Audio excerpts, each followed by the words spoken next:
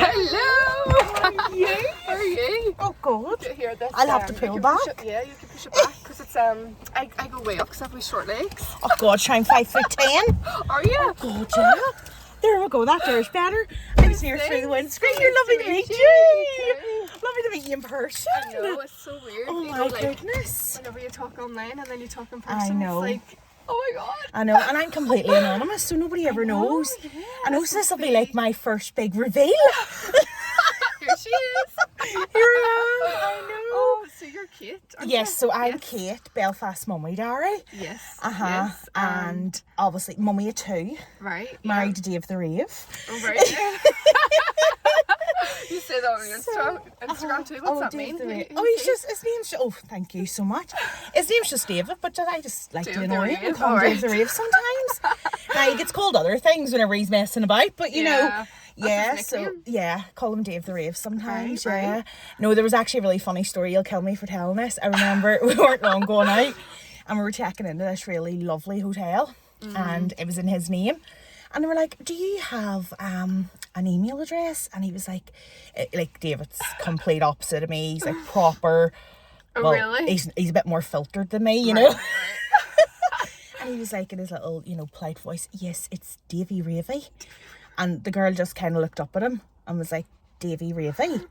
And so ever since I just call him Dave the Rave. Yeah. So he So will that's kill his me. second name then? No, his No, surname's alright. not Dave the Rave. I just call him Dave the Rave. Yeah, so that's him. No, he's just right. David.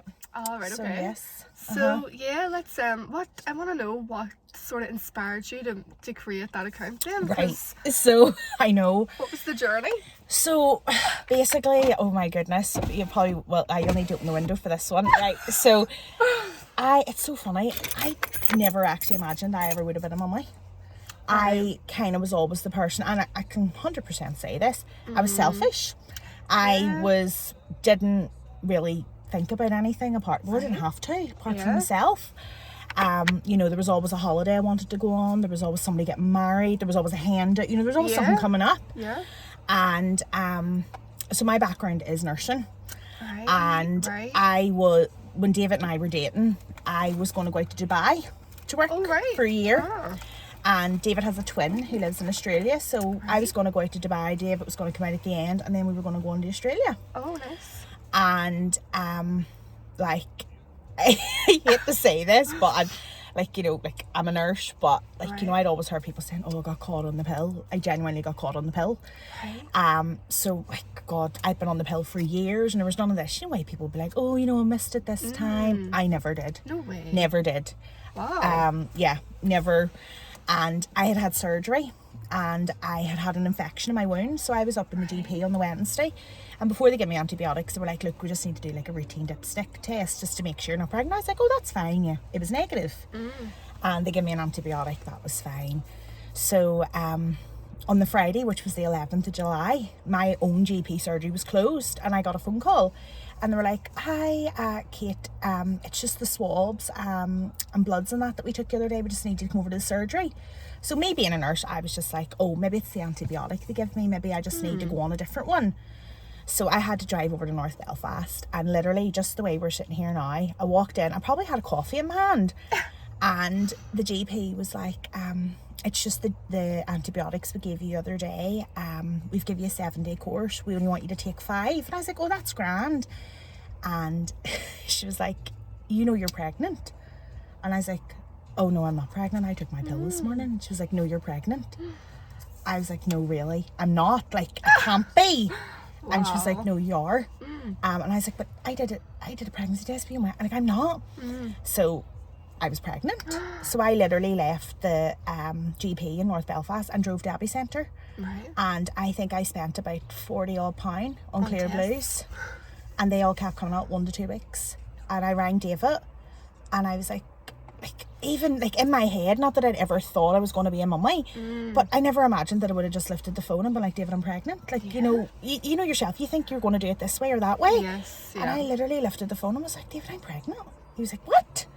I was like, David, I'm pregnant. He was like, all right, okay. David's so laid back. Yeah. And he was like, where are you? I was like, Abbey Centre. He was like, what are you doing over there? I was like, I don't know. I just drove here. So I went back and I'm not joking you. I I was horrified, and I mean that. I had the worst pregnancy with Farah. I had hyperemesis. I used to collapse all the time. I was so anemic. Right. I thought I was losing her so many times. I'd had like real bad bleeding. At one stage, whenever early on, they thought she was atopic because it collapsed one night and David had to like ring an ambulance. And yeah, like there was just so much. And I remember like being about 6 months and being in work and somebody's like to me, oh, are you all sorted? Have you got everything? I was like, no. Yeah. Like I couldn't get my head around this. Right. And like I know people get like postnatal depression. I probably had prenatal. Like I literally think while I was pregnant, it was just such a shock. And I'm just like, I'm the type of person, I plan everything. And I'm organized with everything I do in life. So it was just like this thing had happened and I couldn't believe it. And I kind of had this misconception in my head, like, you know, there's people around me that were like trying for babies and this had just happened to me. And I think because I was so sick and miserable, and I remember somebody saying like, oh, you'll be glowing in no time. And like the only thing glowed with me during my pregnancy with Farah was a yellow bile, that colour that I used to bring up. Like that was the only thing that glowed with me. Like it was just terrible. And then even up to like her being born, I was like, I don't know what I'm going to be like. And I think I had this in my head. I was like, I'm just like, I'd heard so many people getting like postnatal depression. I was like, if I feel like this now without a baby, what am I going to be like with a screaming, what I thought was going to be a screaming baby? And I am not joking you, Sarah Jane, the day she was born, it was like this light switch just switched. She was born with the darkest, thickest, darkest hair. And I literally, like, I looked at David and I was like, oh my God, David, like, she's ours. Like, I just could not believe it. And I was like, oh my God, what was I worried about this wee person coming? And I don't know what it was. Like, I think back to even before, like, I was with David, or even my lifestyle before David. And I'm like, I don't even know her. Like, I don't know her. And then it was like, Farah came. And it was just like, oh my God, this is what was meant to be. I love that name. Farah. Really? Well, it was David. Farah Fawcett, you know, her. I always remember her. Oh my goodness. Well, it was actually David's late granny, who I remember us having her scan, and we went to her house and she says, oh, where do you hear this name? And David kind of looked at me and I was like, oh, that's nice. But we didn't. She was actually nearly Ella. And then the day she was born, I know I have a little tear in my eye thinking about her being born. The day she was born, the midwife was like, oh, she'll be the 5th Ella in the ward. And I was like, okay, she's not Ella. Yeah, So that was why she wasn't Ella. But yeah, so we had Farah. And it was just like, oh my God, it was like this new person had been born along with Farah. I was born. And I remember being like to David, oh my God, like, why didn't we do this years ago? Like, I just became this mummy. Like, it was just like, this was what I was supposed to be, what I was put in this earth for, just to be a mummy. And like quickly, like from no age, even now, like she's 8 now, she literally was my best friend. So then on the other side of that, Farah was a year and a half and we were in Spain, and I said to David, like, I really don't want a big gap. You know, so then we started trying for our second baby, and it was so strange because like I was caught with her, and I stopped my pill in the September, and I didn't find I was pregnant with our little boy until the June. Whereas in my head I just thought, oh, this will happen next month, you know. Oh, you know, this will happen straight away, but it didn't. And it was so strange because our second baby was planned. And in my head, like, oh God, you know, I was grand at this, you know, God, sure, it would just be like riding a bike, you know, it's fine. She was 2.5 at the time then, by the time he was born. And that was when I got postnatal depression. With our second. Yeah, so not our first. Who, yeah. And isn't that funny? You know, people would think because it's your first, you would get it. Yeah, and it's all new. You know, and like, I always, like, you know yourself, and especially, like, I love Instagram, I love my little page, but there are some negativity, like, you know, to it, and, you know, people don't show the real world, and, you know, I saw, like, you know, whenever I was pregnant with Farah, like, all these people, you know, I did everything by this book, you know, like, they got married, they had their house, they planned this baby, the baby was coming, they had this big announcement, and I didn't have any of that, and I kind of didn't know what I was in for. But then with Killian, that kind of was, we planned this baby, we were waiting on this baby come, we were having our second baby, and that was going to be our family complete. And that was when my postnatal depression hit. And I remember ringing my GP. When I had 2 planned cesareans because I had like an underlying medical condition. And my husband had been waiting to change jobs. Right. And he had waited 2.5 years to get into the course that he was about to start. And they told him, they says, like, you know, we know obviously Kate's having the baby, but if you take any time out, you're out. And I said to him, well, you can't take time out. Like, literally, you need to be there. So he was allowed to the birth on the Friday. So I had the cesarean on the Friday. Allowed. I know. And then on the Saturday, I said to the hospital, I was like, can I go home? And she's like, oh. And I was like, get this catheter out, like I can go home.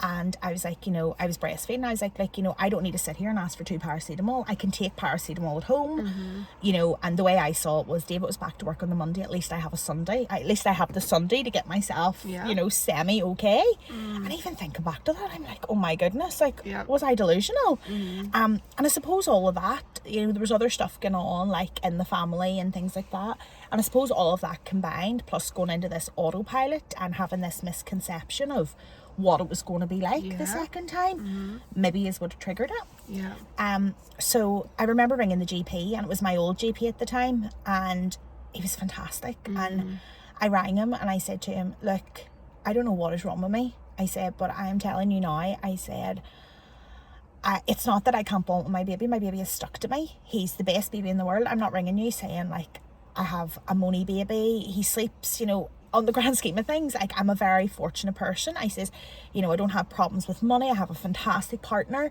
you know, there is nothing wrong, but I'm telling you, there's something not right with me. And he was like, no, I get that. And I says, like, my washing machine like used to beep whenever the wash was done. And I, like, it sounds so stupid, I remember the washing machine beeping and me starting to cry because I knew, oh my god, I have to take that wash out. And that, to me, like, to somebody else that's nothing, but to me, who is all over everything, I was just like, there's something not right here. So I said to, and you know, I was like, you know, I'm crying, I can't be annoyed with people, it's just me and the 2 babies. And I was like, you know, I'm not snappy, I was like, but I am weepy and I'm down. And at this stage Killian was about 5 months. Right, okay. And you know, he was so good. So I went on medication, and then... Was this for the whole 5 months you were feeling like this? No. Or did it start, do you remember when it started? I think it started probably in the June. So David was coming to the end of the training for the course that he was on. Yes. And I think I was gearing everything up to this training. And when he finished this training, then he would be on like normal shifts, you know, he wouldn't have to go out really early in the morning, be home really late at night. And I think I kind of went into autopilot until then. And then, you know, that was over. And I think that's when everything hit me, and then there was more going on, like with my family and things like that. And I think all combined, like, you know, it just all came to a head. And I remember it was about, Killian was born in the January, so it was about the February or March. David says to me, do you want me to come out? Like, do you want me to stop? And I says, no, you're not. Like, and like, I mean this when I say it, like, David is literally a legend. Like, you know, I'm ready to kill him some days, I won't dispute that. Like, nobody has a perfect relationship, but on the grand scheme of things, like, I could lift the phone to David now and be like, I need to go to America for 3 weeks for work, and he'd be like, you need to do that. You know, he's always supported me in my career. He's always, like, from the day on I've went with him, he's made me feel like I could do anything. Amazing. And you know, when he said to me, oh, do you want, and I was like, you're not coming out. I was like, you have supported me through everything. Like, you know, before I went with him, I think like I was a lot more highly strung and things like that. And whenever I went with him, he just kind of mellowed me out. And, you know, it got to the stage where, you know, I knew there was things that weren't important in life that didn't annoy me.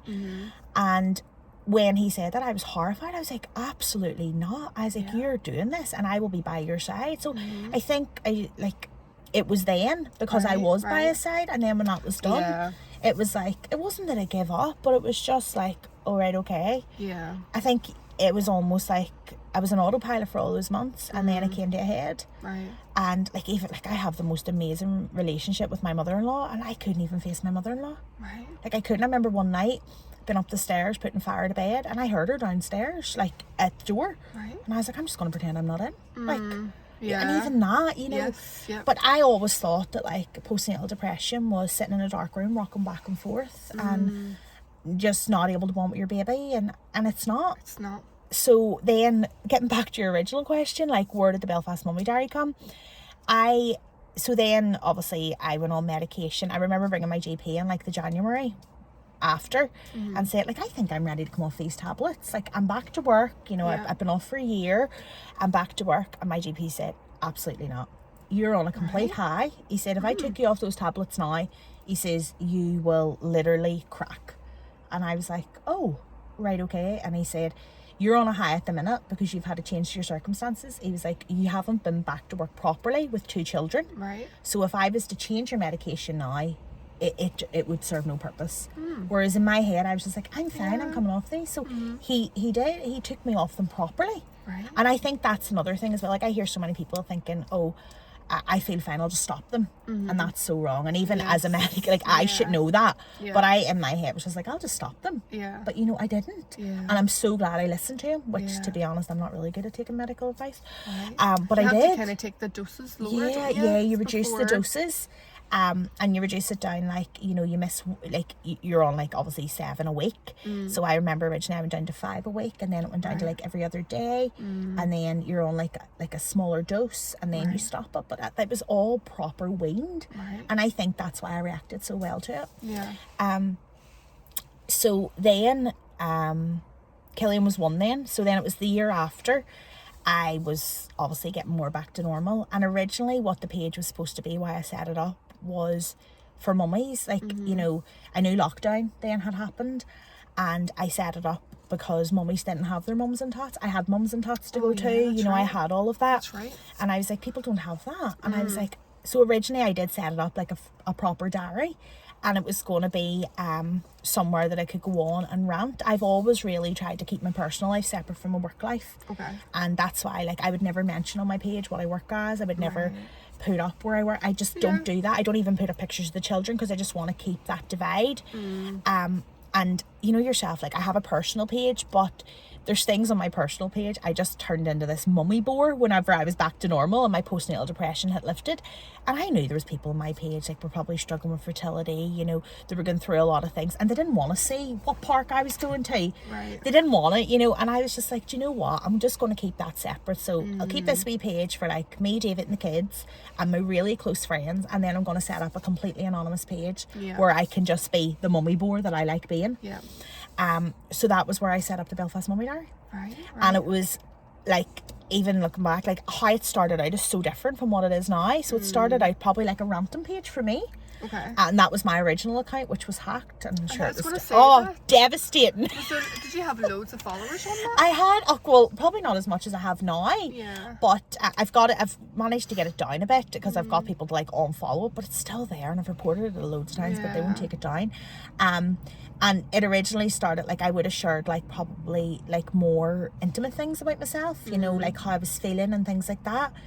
And then it got to the stage I was like, well, you know, I don't want to be doom and gloom. Yeah. And don't get me wrong, there is some days I am doom and gloom, and I'll share that. Of course. But I also wanted it to be like, you know, I used to hate going online and having to search every website to see what was on for the weekend or see what to do with the kids or just ideas. Yeah. So I was like, I want this to be like a one-stop place that people can just go on, find what they want to do, and there's everything in the one place. And at the same time, you know, I've met like, some of who I know are going to be lifelong friends I have met on that Isn't it page. amazing? Like, I really have. And From people, here and from other countries. well, it's England and amazing. here, Yeah. but like in particular, like one girl in particular, like, we are so close. Like, I mean, so close. And like, I always say to her, I'm like, you're my soul sister. Like, literally, we were separated, and you know, she just gets it. She's a mum, and that's what it's for as well. Like, not everybody's lucky enough to have friends and a really good family. Yeah. So, you know, whenever you know yourself, whenever you become a mum, you need people around you. You need people who understand, and you need people, like, you know, not everybody, and you know yourself, like, you'll see this online, some people have this perfect life, and sometimes you look at that and you're like, oh my god, like, that is not my life. And that's why I wanted it to be for people to have somebody they could just talk to and rant or say, like, what's going on here, you know, my husband's annoying me today, and you know, what are you doing with the kids tonight? And that was why. And then also on the other side of it, I wanted it for couples, Right. because Another yes, little that's story, right, yeah. So my husband and I, we every week have a date night. And where this came about, when I was training, I used to work with a girl who had been with her now husband from she was like 13. Right. And she used to call me Katie Price, and she says to me whenever I was pregnant with Farah, she says, Katie Price, whenever you have this wee one, you and him need to have a date night each week. And I looked at her and I was like, a date night? And at this stage, I don't even think I liked David, because in my eyes he had did this to me. And I was like, a date night? Are you serious? And she says, I'm telling you, a date night. And I went, and who's my child to go on a date night? And she went, no, it's not like that. She says, literally, because I was on shifts at the time, I was a staff nurse then, and I used to do shifts, and David did shifts obviously, and she was like, pick one night and the two of you sit down, even if you just watch a movie, sit down and just have a night for you and him. And I was like, okay, whatever. And then Farah was about 3 months old, and his mum took her for the first time and was like, go use two out for dinner and things like that. And that was our first date night. Right. But our date nights, we kind of upped them from that. So now we do like, it's turns about. So it would be like me this week, David next week. Really? And it's turned into almost like a competition. So Wow. now, don't get me wrong, some weeks the two of us, some weeks the two of us can't even keep our eyes open, and it is just a wee night where we sit down, watch a movie, maybe get a Chinese, but it's just to make sure we have that one night a week important. where we'll regroup and it's just us. But during lockdown, because there was so many places doing like amazing like takeaways and everything, we started doing themes. Right. So we do like different themes. Like, I know it's so funny, like we do, like we've had like Italian night, we've had Mexican night, where we'll do like a Mexican drink with it. We'll have like a Halloween themed one, you know. Right, I know it's crazy. And do you never miss a week? Do you make Never. sure you always Never. do it? Really? Never. Well Never. done. And yeah, and like I would even say to him, like say his work has been really mental or something, I'd be like, I can't wait to, and it's not always on the same night, it just depends what way he's working. It might be a Thursday, but I can't wait to Thursday to have a date night. And you know, you gear up for that, and it really just, I don't know, like, Do you think it keeps your passion alive? Do you think it keeps you closer? I'd say it really does. Yeah. And we don't get rid of our kids, because my Right. mother and father-in-law help us so much with childcare while we're working. Yeah. So for me to say, oh, here, can you take the kids here and then, you know, I wouldn't do that on them.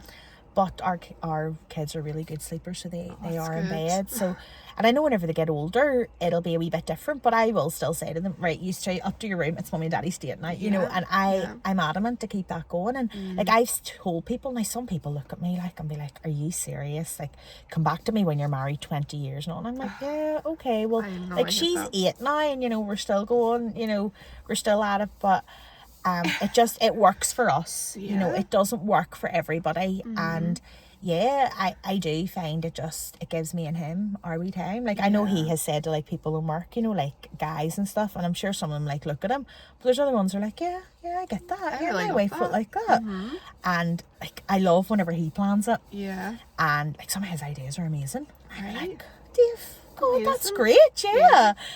Because I'd be the more creative one out of both of us, but yeah, when he like makes an effort, and you know, you see him like researching and see him like getting this or that, Yeah. and you know, it's just so much effort Yes, sometimes goes into it, yeah. and now other times it's not. It's like, right, ring the local Chinese, Yeah. right, ring the Indian up the road, you know, like it's just, yeah, it just depends. That's so important, but though, it is so because nice. Whenever you have small kids, you do forget about each other. You do, Oh my and God, yeah. so many people, like me and my partner as well, are guilty for it too. Yeah, you know, we you do. kind of do forget about each other because you're just all on the kids. Everything is about it's- them, yeah. and I think that's why, you know, and like I look back even to that girl who told me that, and I'm like, I totally get that. Yeah. And like I'm not joking you, like she's with her husband, God, I don't know, many years, and she still fancies him as much as what she did, Wow. like, and it's lovely. Lovely. And don't get me wrong, like I'm ready to kill David some days, Oh, and I've yeah. told you, but I do look at David and be like, David, I still fancy you, like I Yeah. really do. And whenever he does wee things like that, you know, it's so important for us, because I always say, and I remember even whenever I had to go back, like even going back on the postnatal depression, Yes. I remember saying to David, like, if I don't do something about this is going to affect us, and this is going to affect our Yeah. children, and I don't want that. Whereas I feel like because David and I are strong and we have such a great relationship, our kids really do get the best of us, That's so important. and it is so important.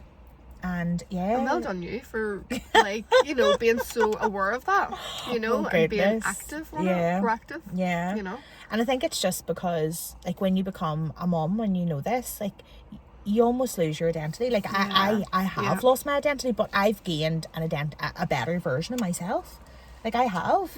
And you know, like I think back, and even if I bump into people, like I'm sure people see me and are like, oh my goodness, she is a polar opposite of what she was. Like everything I do is about David and the kids now. Right. And like I still have time for myself and time for my friends, but my life has just taken a U-turn. Yeah. And my priorities are so different. Like so different. Right. But again, I don't know. And even like I would say this to David, like I remember probably about 2 months before I found out I was pregnant, we were talking about children, and I said to him, I don't actually know if I even want children. I didn't even think I would have been a good mum. Right. And he was like, well, we'll have to talk about this again, because if not, Kate, this is not going to work. And I was like, right, okay. Right. Yeah. Whereas I think if I had to sit down and actually say, right, we're going to start trying for a baby, I don't know if he would have got that from me. I really don't. Right. I don't. Wow. Maybe would have came a time. So maybe it is better that it was just sprung on me. Because, I was going to say that. Like a blessing that, I you didn't know you always needed. say that.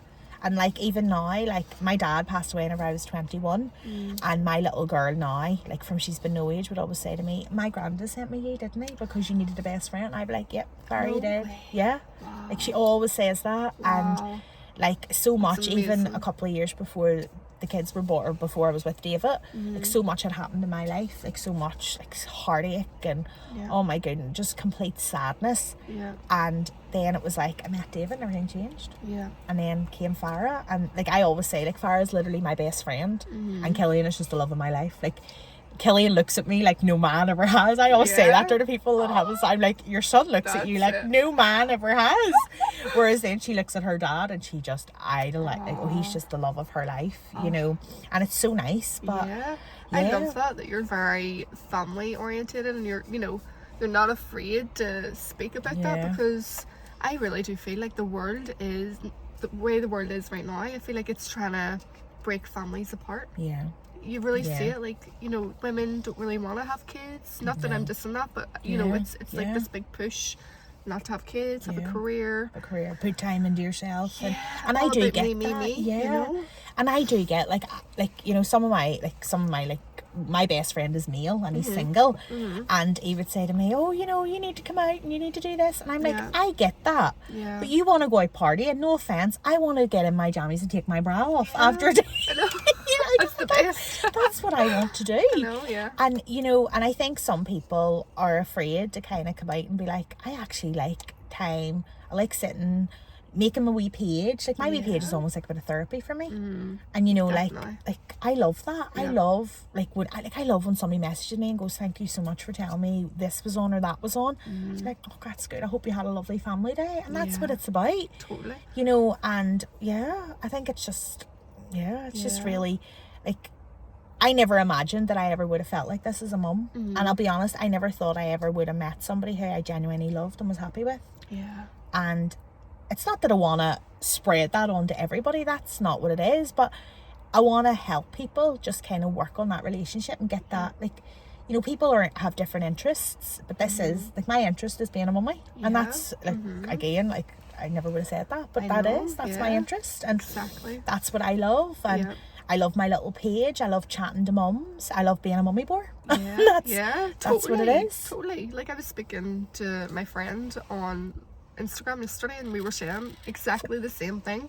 Like, she said there was a reel I put up about being a mother is like the most important job, and we're not like basically respected the way we should be. And she was like, I've put so much pressure on myself for years, like, to figure out my purpose, my career, when she had her wee one. So she went in and like tried to study to figure it out, and when she was in there, she was like, but all she thought about was her son. She was like, he's my purpose, not this, so she went back, came out of work, and now she's like a full-time mummy, stay-at-home mummy. And she said it's the best feeling, being able to not rush in the morning, like to go to work, so that you can bring him to school and he's not feeling rushed, like those wee things, and just looking after the house, like it's even just saying that in today's world, you're like, I know. There's this real shame around that. But like, I bumped into a girl and she'd asked me like what I was doing. I was like, oh, I'm still nursing, but I'm in like more management role now in nursing. She's like, "Well, do you work full time?" I was like, "Yeah, I work over 4 days. It really works with the kids. I'm off every Thursday." Yeah. And she kind of almost went a bit like in on herself. And I was like, "Well, what's wrong?" She's like, "Well, I actually don't work." I was like, "So you're at home with the children?" She was like, "Yeah." I was like, "Well, fair play to you." Yeah. And she's like, "Oh, you know, something." And I was like, "No, that is the hardest job in the world. Like, I love my kids, but I get that divide." Yes, But totally. like being a full-time mum, it is so hard. And children are hard, and the demands and everything like that. And I says to her, like, I went, "Fair play to you, well done you." And she went, "Do you know, nobody said that to me." Aw. She's like, "People look at me and just think, oh, I just left work today." And I was like, "But it's so hard." Yeah. You know, so fair play to you for doing that. And I was like, "You deserve a medal, like you're amazing." And she was like, I was like, "You've 3 under 3, like fair play to you." Yeah. But yeah, and I think like people are so quick to judge, and Totally.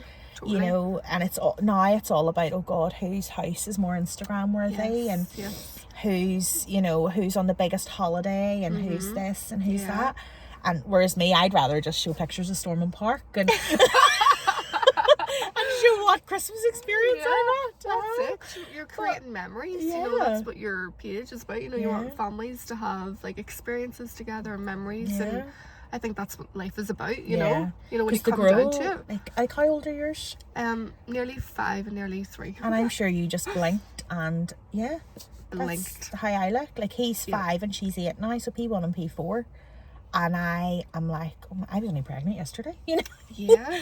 It just go, and then I look and I'm like, so she's 8 now, so in another 8 years she's going to be 16. And it only feels like yesterday I gave birth. 16. And him, you know, so whenever you double that, you're like, oh my God. Did you find when they start school it goes faster? Yeah, I do. Doesn't it? Yeah, it definitely does. Like she's P4 now, she's soon to be P5, and he's P1 coming into P2. And like even the difference, like on a Thursday, like today, like I dropped him to school and I have this time for me, and then I pick him up at 2, pick her up at 3. He swam. It used to be both of them swam on a Thursday, but she's finished now. Right. So like he goes to swimming lessons, and you know it's just different. Like even your weekends, like, you know, between like she plays Gaelic, he plays Gaelic, she goes to drama dance and singing. She literally run about between matches and training. That's and it's so just a different busy. Yeah. But it's great. Yeah. And don't get me wrong, I'm own. But you know, I'm like, no, sure, I have to have a taxi and this and blah blah blah. But secretly you love it. Yeah. And you know, like dropping her, her school do like an amazing little youth club and stuff. She does that and they just love it. Yeah. And it's so good for them. Oh yeah, totally. But, all those things are so good for them. Yeah. But whereas, you know, those sleepless nights are over, the busyness is over, like all of that is over. Yeah. That baby stage. That baby stage, you're really in it, aren't you? Like that's the depths, I think. And I think the days are long, but the years are short. That's so true. I always say that. Isn't it? I am like, oh my goodness. Yeah, that like first, they really before they go to are. school, that time is so important. Yeah. Like it goes, if you it feels so slow when you're in it, but then it's like, oh, it does, like so fast. And I remember even not so much with Farah, and I think it is, you'll probably understand this because with your second it's different because you realize how quickly it goes. Yeah. And even with Farah, you know, like even you're up doing the night feeds and you're like, right, okay, just get her fed and get her down. Whereas I remember looking at Killian and being like, oh my goodness, like you're lying cuddled in my arms, you won't in like a year, like, you know, because you realize how quick they grow. And even now, like sometimes I'll say to him, oh, come on over and just cuddle up like a newborn. And he goes, Mum, okay, I'll be a newborn. But it's just it just goes so fast. Like so fast. And that's why, like I always think, like I saw a lovely like quote, I'm sure you've saw it online as well, and it says about like how many Christmases you get with them. And I'm like, perfect. Like I look at her and like I know in a couple of years I'm gonna have to have a conversation with her. You know, so even getting that magical side of it, and that's why I'm like, you know, I want to make the most of everything. And then as well as that, like I want to embed like a culture into them that, you know, like my husband comes from a really close-knit family. I don't. And like our family are so close, you know, our immediate family, and even with my husband's family, like we are so close to all these family things, and I want that culture like embedded into the children. Definitely. And like even now, like, you know, my children, if they're thinking of like a celebration straight away, they're like, are granny and grandma coming? Because they're so close to them. And that, I think that's so nice and so important. And it's like, you know, you're kind of breaking that mold that you had and changing it for them. And it's just so nice. It really is. And whenever you were saying about your postpartum depression, wasn't it?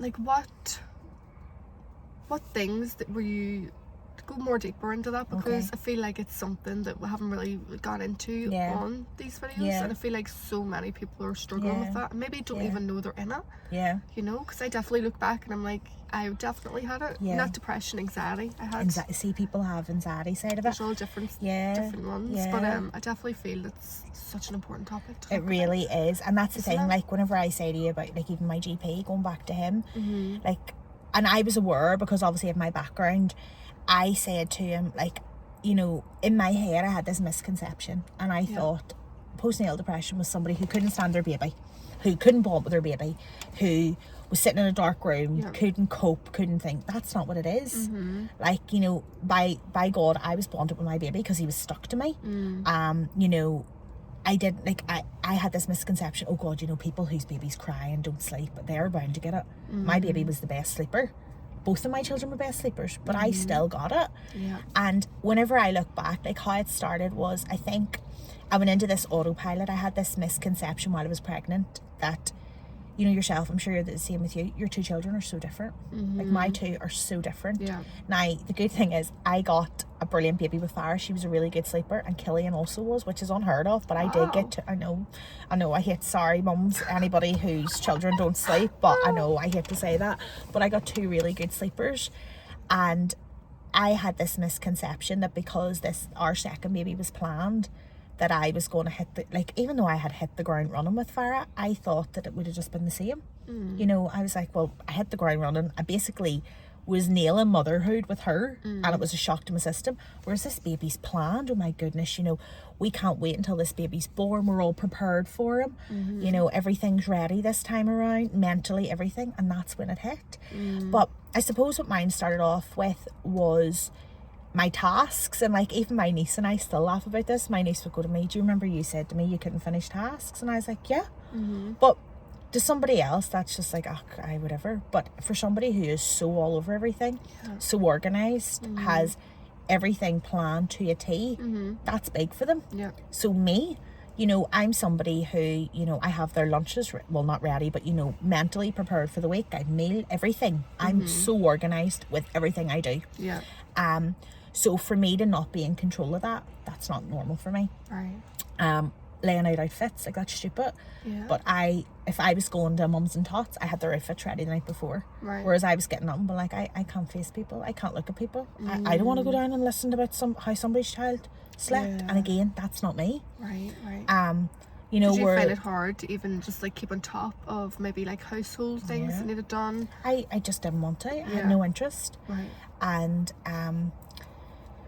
now, why I didn't think I had it was I had heard that I'd read that whenever people had postnatal depression, they got really distant from their partners and their husbands, whereas I wasn't distant from my husband. You know, I was so supportive. Probably that was another sign as well.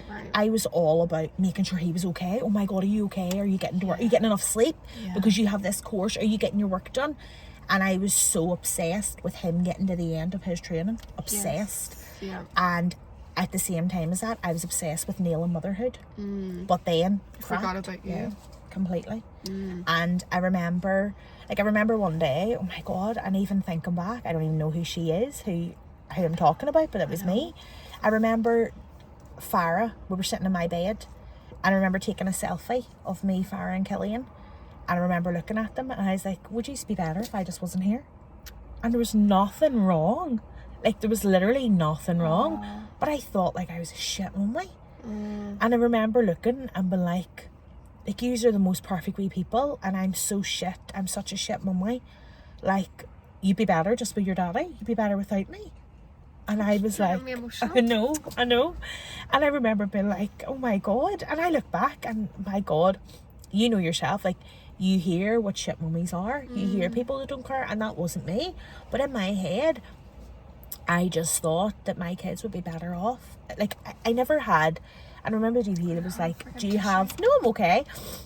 Do you have, like, thoughts of life not worth living? And I was like, I would never hurt myself because I don't have the guts.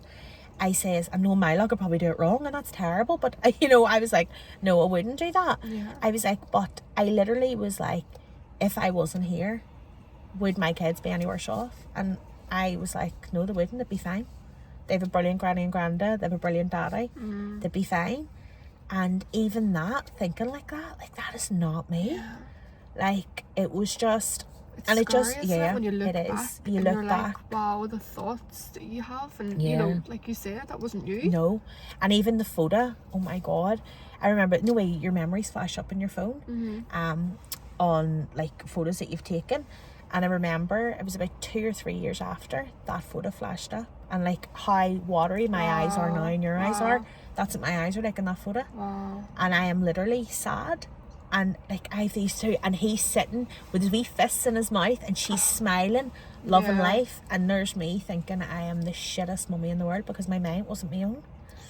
And like, that day David was working, and whenever he came home, and I says, I need to speak to you. And he was like, what's wrong? And I was like, there's something wrong with me. And he went, what do you mean? And I says, David, I'm not right. Like, there's something not right with me.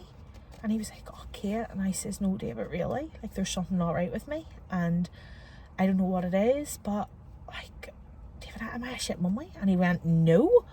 And I was like, am I shit? Am I a bad person? He was like, you're not a bad person. And I don't know, I just felt like I was a failure. And I think it was because, like, you know, there's a whole other side of my life to do with like my family. And I think that and everything that had been ever said to me over the years was kind of all coming to a head. And like, those people aren't like, they aren't even in my life.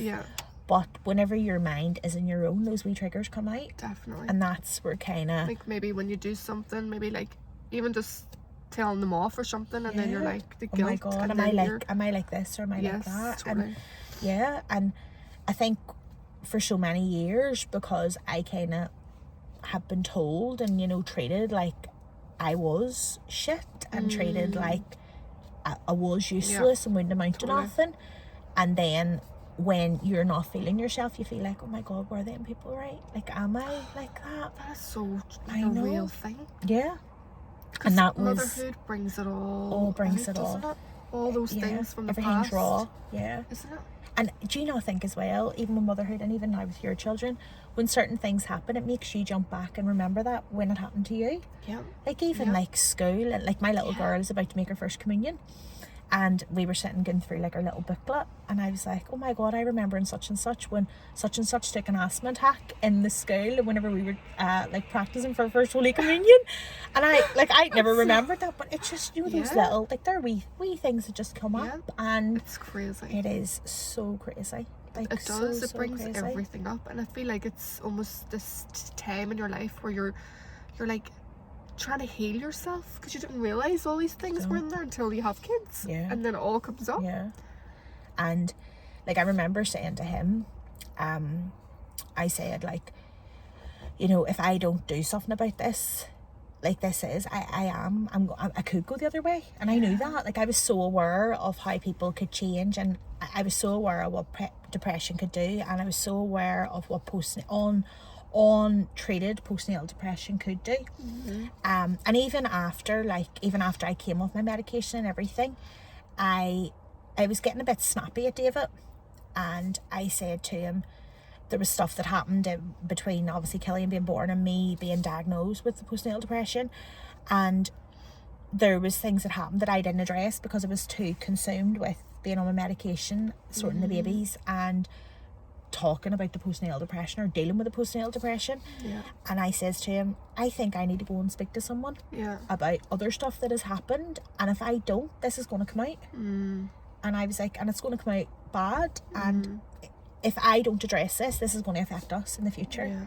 And I was just so aware of that. And like, looking back, I'm so glad I did. So glad. And I lifted the phone to GP again and I said, look, I'm not depressed. I'm not telling you I'm depressed. And you know, I was like, you know, but I do feel like there's stuff that I need to speak to a professional about. I have friends and I have my husband, but I don't want to speak to them. I need somebody independent. And I wanted a stranger. Like, you know yourself, your friends will tell you what you want to hear. Well, some will. Some of my friends are so honest and be like, no, blah, blah, blah. But not every friend will do that. My husband is biased because he's always going to support me. And even your family members of your family, they're on your side. Yeah. So I didn't want that, and I was like, I feel like I need to speak to someone. I need to speak to a professional. Yeah. And I just need to get a few things. I need to understand why my mind thought like that. I need to understand why I was on that journey before compared to now. And and I think because I have been so aware, I do think that's why sort of I've had a bit of a success from it. Yeah. Whereas I know people, and even the way, like you're saying, you know, like I look at people now and I'm like, that wee girl, like there's something with her, or that wee girl probably does. And you know, but people are so afraid to admit it because there's such a stigma around it. And people think, oh my goodness, if you have postpartum depression or anxiety, that you can't be a mum. And people are worried now because there's such a big stigma around like social services and everything. Exactly. People are so worried about that. And even like I know like another person like who had a baby, and she has 3 now, but after her first she took postnatal depression, and it was all over her notes then the second time, and she says like she felt like, you know, there was a stigma on her, but that was all in her head. And she says but it wasn't a stigma. They were there because they knew what it had done to me before, and they were there to support me, and the services were there, but not everybody is as accepting of it. And I think that's why I'm so, you know, the more mummies talk about this, the more people know that it's not something to be ashamed of, and it is something to reach out for help. And because like you said, if you don't, it's going to impact not even yourself, you know, your family, your relationships, you know. And that's the thing, really need to look after yourself. Like I hear so many people, and I suppose you have as well, like, you know, they've been together for years and then they have a baby and the relationship breaks down like the first couple of years. But it's probably because there's so much going on, and you know, and that's why I think you have to be so aware of it. And I think you have to, like, any relationship is hard, and I totally get that, but you have to put the time in. And like, we don't really have much time, you know yourself. Children are so demanding. You don't have lots of time. But yeah, even putting that into your relationship, and even our little, like, again, going back to our little date nights, like our little date nights help me. You know, like I knew if David was on a run of mad shifts, that by Monday night or Tuesday night I had him to myself, and that was us sitting down having a lovely wee night, just him and I, laughing, like, you know, just doing like just about the two of us. And it really did help. But I think sometimes looking back, like even there, like whenever we were talking about, like, you get a bit emotional, but I get emotional for that girl. Like, I don't even know her. That's it. And she is like a different person. Like, she doesn't feel like Kate. And I think, you know, people always see like this really strong person in me, and I'm so outgoing and happy. But there is that little side. And, you know, even if like I talk about me or her, like, God, I don't even know her. Like, that poor girl. I know. You have so much it's almost like you said, you're not looking at you, you're looking at someone completely different, and you have so much compassion because you know that you didn't really know better then, you know, when you were doing the best. And it really is so sad. But that's why as well, again, like, I wanted that wee page, like, I've never really spoke on my new page I know about it, but I should. I know. And well, I mean, I'm not gonna friggin' should. But, you know, no, I mean, but I should, and that's the thing, you know, it is so important. And I think even sometimes people, you know, see like certain accounts and they think that, you know, you're nailing motherhood. There are days that my children, oh my goodness, there are, like, I adore my children, but there are days I cannot wait to push them kids to school. I know, you know, everybody. I love David, but there are days I can't wait till he goes to work. And that's normal. And normalise it. And normalising. So we don't have guilt afterwards, being like, goodness. It'd be awful, you know. And it's like, even you know, we always try and like make time for us, and even like little trips or something like that. And like, I remember somebody saying to me, oh God, do you not feel awful leaving them? And I'm like, they're with their granny and granda. They love their granny and granda. They're with their granny and granda. And I remember being like, well, no offence, but if I don't get time with David and time with us, would they rather have their mum and dad at each other's throats, you know? And so true. That's why we work so much on us. And it's, at the minute, it works well for us. Yeah. And even the organisation and everything, that works well for us. But again, it doesn't work for everybody. Yeah. And that's why as well, like even reaching out to mums and trying to say to mums, that's why I try and show like wee things even for being in the house. Yeah.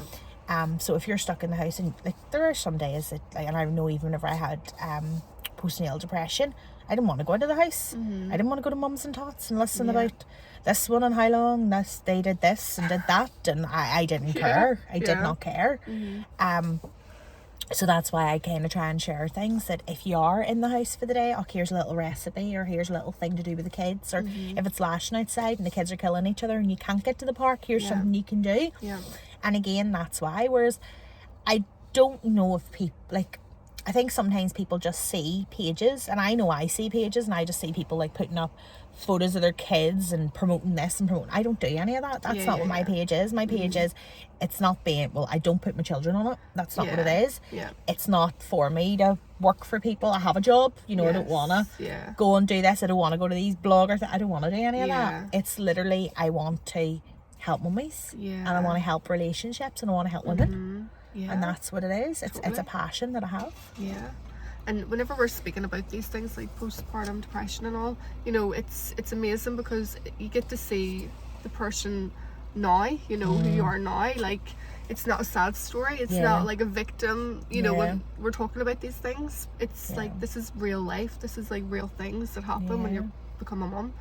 And you come out the other end, and like, you know, you're a stronger version of yourself. It's like you're just, you know, you can relate to other mothers and people, and you get it, and you just be a better person for it. That's what it is. And you know, and I do think it makes you stronger. And I think even like relationship ways, it makes you stronger relationship ways, and it makes you more aware. And I think it makes you a bit more compassionate.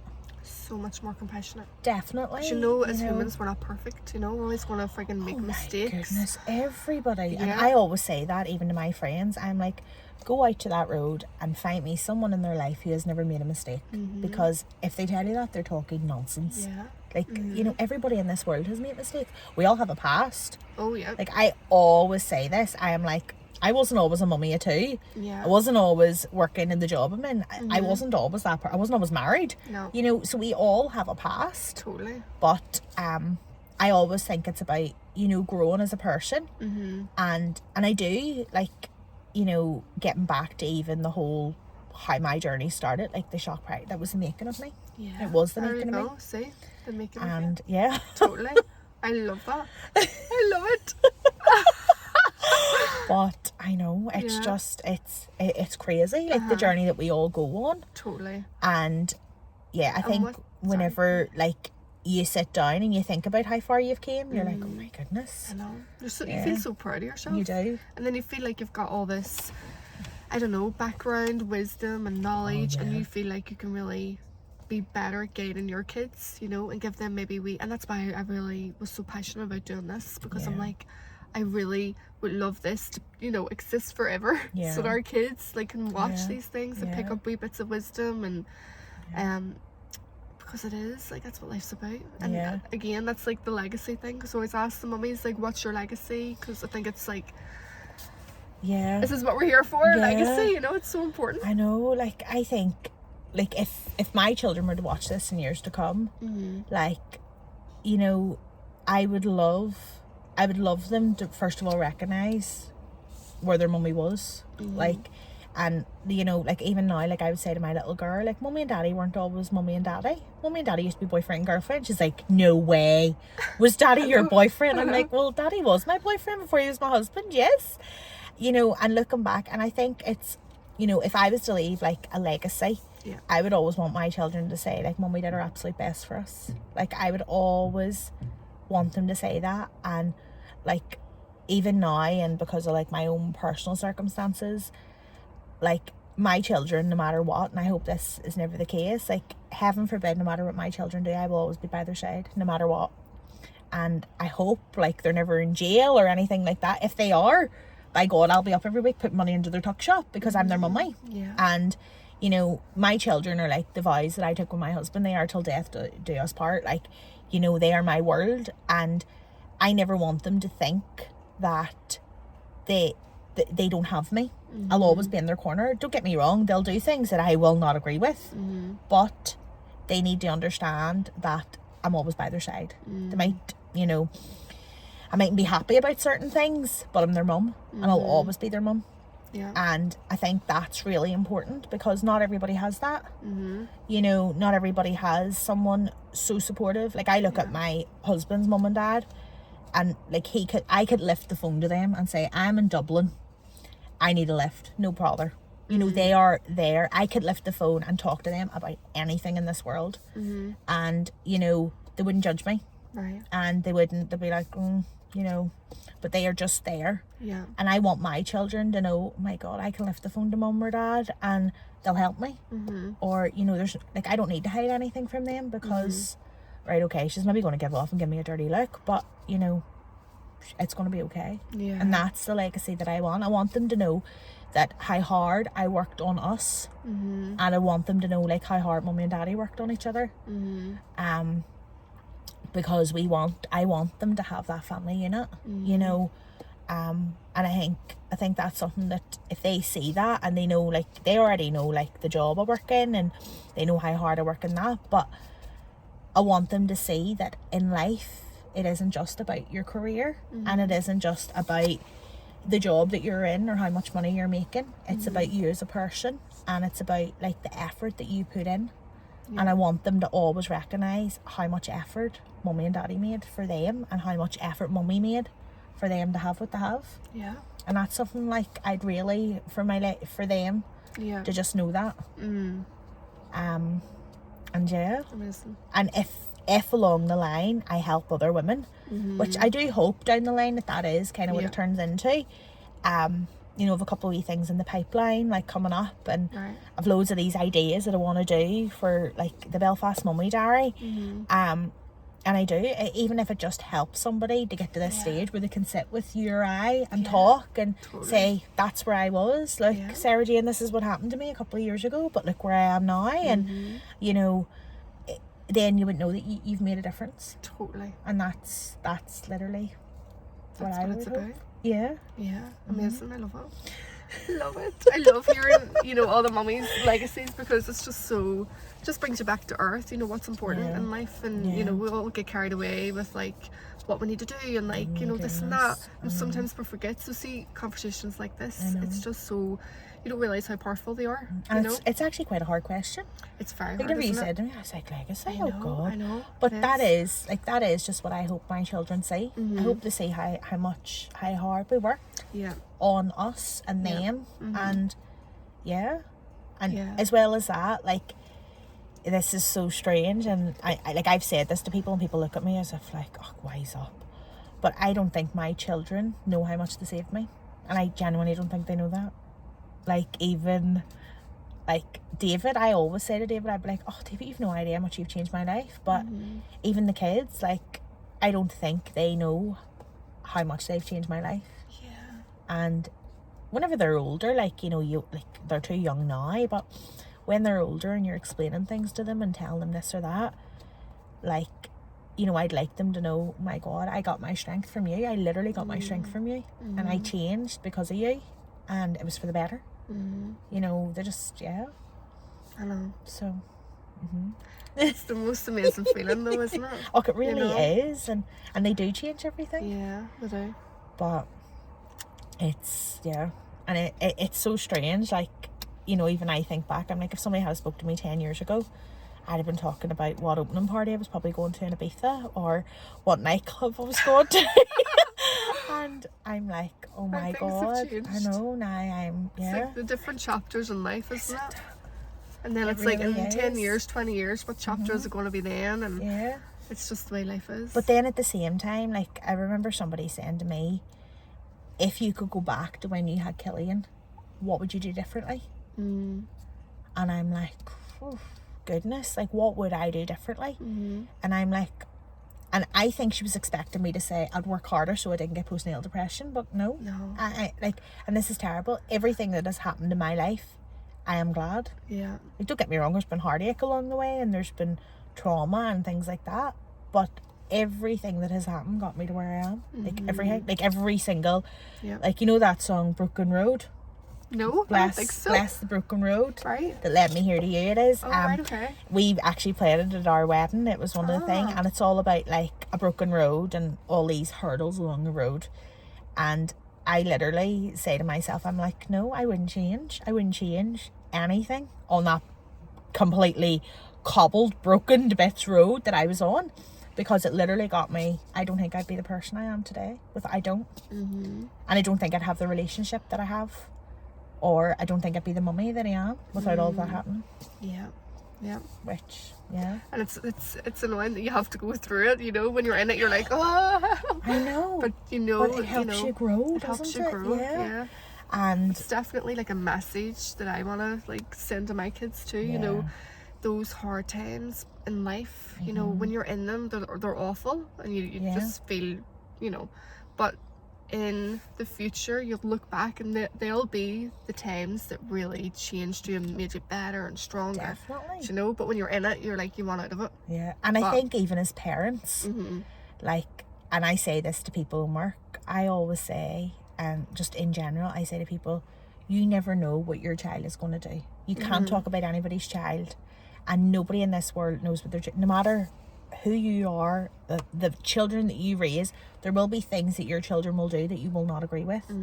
And I'll be honest, like, I don't think there's much that my children could come in and shock me about, because I'd be like, right, okay. And obviously I'm not going to say to them, it's okay, darling, been there, done that. But, you know, I'm going to understand it a bit more. And even like, even my husband and stuff would say that, you know, like, I'm under no illusion. Like, I'm in for terror teens. Like, I'm going to have 2 teenagers in the house. I know that. But you have to be realistic about these things. And it's all about how you handle them. Exactly. And you have to understand that, yeah, like you said, there is going to be wee journeys. There's going to be wee they're paths. humans, and this is the whole point, you know. Yeah. And, you know, so I think it's all about being realistic about that. Totally. And realising and being honest with mummies. And that's the thing. That's what I kind of want to get out there to mummies. Like, you know, life isn't perfect. You can be happy, but it doesn't mean your life's perfect. Nobody's life is perfect. You'll have happy times, but you'll have very sad times. But it's about how you manage it, how you deal with it, and how you move forward and learn from it. Yeah. You know, and that's really something that I think is important. Definitely. Yeah. Is there anything else that you feel you would want to share? No. There's so much that you want to talk about. I say this every single video. I'm like, there's so much to talk about. I know you could go on and really, on. really No, I suppose the only thing, like, ever, if I was to like send a message out, and if I was ever like, you know, way people like go on like Instagram live and all, I'll never do that. So I know that this is like an exclusive. It's so good. I think if I was, it's just to say to people, like, you know, there is always somebody there. It might not be me, but there always will be somebody there that'll listen. There's always somebody there that'll understand. And yeah, don't be afraid. Like, if you're not feeling right, or if there's something wrong, speak to somebody. Like, don't let it fester, and don't let it go on. And another thing as well is, you know, I would have got a lot of negativity about, like, oh, look at her and her wee perfect life, and oh my goodness, oh, how hasn't she changed, and oh, her and her date nights, and, you know, things like that. And I'm like, you know, like, be happy for other people's journey. But what I notice is people that are unhappy are the ones that, like, would say, oh God, her or him or whatever. So, you know, like, support each other. And I that's something, like, I always think mums need to support mums. Definitely. Like, there's no competition here. There is no competition. And you're there. We're all on our own journey.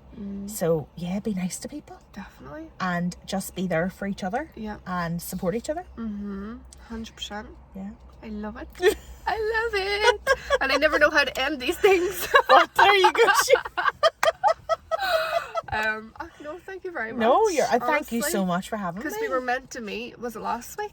And I got that awful. Actually, no, it was my daughter, wasn't it? Yes. And then I got sorry, sick like a couple of days later. Sure, it was that bug that was going about. But you know what? And this is another thing. You're a mum. These things happen. Exactly. As I said to you, it won't be the first time it'll happen to you. It won't be the last. Yeah, and that's it. yeah, You just have to roll with it. And then, you know. thank you so much for having me on. Like, I'll be honest, I was so privileged to even reached out. And that's something as well. Like, I do almost get this wee imposter where I'm like, oh my God, people actually want to speak to me, or people want to reach out to me. And I want mummies not to feel like that. Yeah, you know? and I, it's so nice. So thank you so much for even having me. And oh my goodness, and thanks for letting me share my little story that I haven't, like, I've never shared like this deep. I've never. Yeah. So thank you so much. That's a big, brave thing to do. Because it's not something people, would just be like, yeah, I'll share my story. You know, it is a brave thing. Yeah. And, you're not just sharing your story. I really feel so many people get so much from this. So many mums and, just women, even people who aren't mothers. Yeah. The amount of people that I, like, speak to are like, I love these videos. Like, I'm not even a mummy yet, but... and there you go, it just shows you how much it like impacts people. I always kind of wondered how I would go about sharing it, and I'm so glad that I'm getting to share it with you. Like, I am so glad, so thank you. And I'm so glad that I'm getting to do it on this platform, so thank you so much even for having me. Like, really so delighted. Thank you so much. Well, thank you very much bother again, and yes, we'll see you later. I'll talk to you after this. Okay, no problem.